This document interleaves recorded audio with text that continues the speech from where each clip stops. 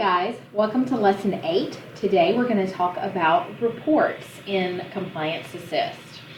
So the reporting feature previously in the old version of planning was actually up here on the right. You had to do several clicks. It's a little bit easier now with the new planning interface.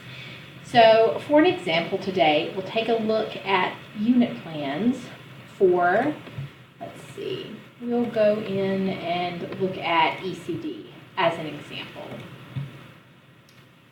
There we go. So you can see here the year and what you're looking at. So this is unit plans for 18-19 for ECD. So if you are preparing your 19-20 or even 2021, soon it will be time to do those, unit plans, then you may want to print out the previous year to use as an example to kind of guide you, or if you're a new program coordinator or if you've recently taken over a program, you may want to print out a previous year to sort of help you see what's happened, which will help you inform your use of results response. So in order to do this, you bring up the items that you want to print so that you can see the list here. Then you click over to the second tab called Reports. Now, depending on what it is you are looking at over on this tab, that will decide what report you're going to run. So here, Unit Plans, we want to print a unit plan report. You want to choose this one, Department Unit Plan Objectives and Related Budget Requests. However, you don't need to click on the report itself. In this case, you just want to click the drop down and choose Customize Dates. Here, 17-18 is going to be the automatic sort of what populates when you choose. But if you want to print 2018-19, let's say you've just completed your 18-19 unit plan results and you want to print a copy so that you can give them to your dean or talk about them in your next meeting. At this point, you can put in the correct dates and then choose if you want to see the report in Word or Excel. So I have to do a lot of, reports that are for all programs. In most cases, you're just going to click View Report and it's going to open the PDF. But if there's something that you would want to change and maybe copy back later, you could click Word.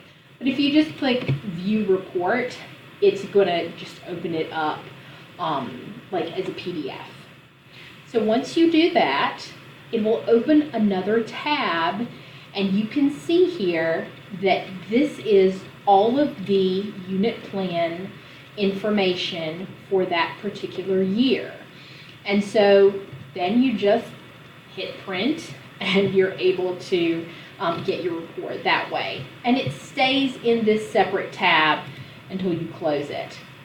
So now we'll go over and instead of unit plans, let's say you want to print your student learning outcome results.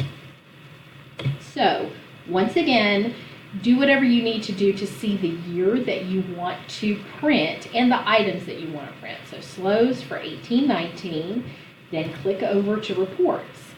Now for your SLOs, the name of the report is Educational Assessment Plans Choose Year. And you can see here, this will show all details and results for your SLOs. That is the one that you're looking for. Once again, you click this drop down here and choose Customize Dates.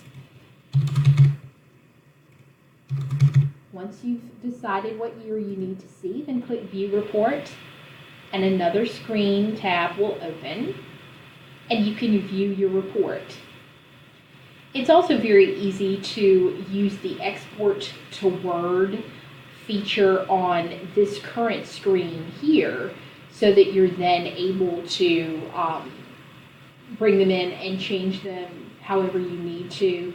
If you really feel like you want to do a lot of your work in Word first and then copy in results, this is a great way to do it.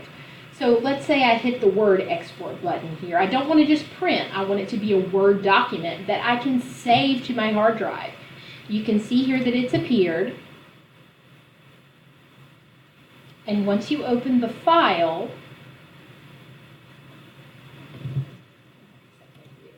then at this point, there you go. At this point then, you can see, once you enable editing, all of the student learning outcome results for that year. So let's say, for instance, you've made a lot of program changes, or perhaps even your accrediting agency has made changes, and you need to update your SLOs to match those new requirements. This is a great way to get everything out in Word, make the changes that you need to in this document along with your dean, and then at that point, you'll just have to copy back into Compliance Assist without having to type everything in an active open window. Just an example of how you can use these reports to make your Compliance Assist experience a little easier.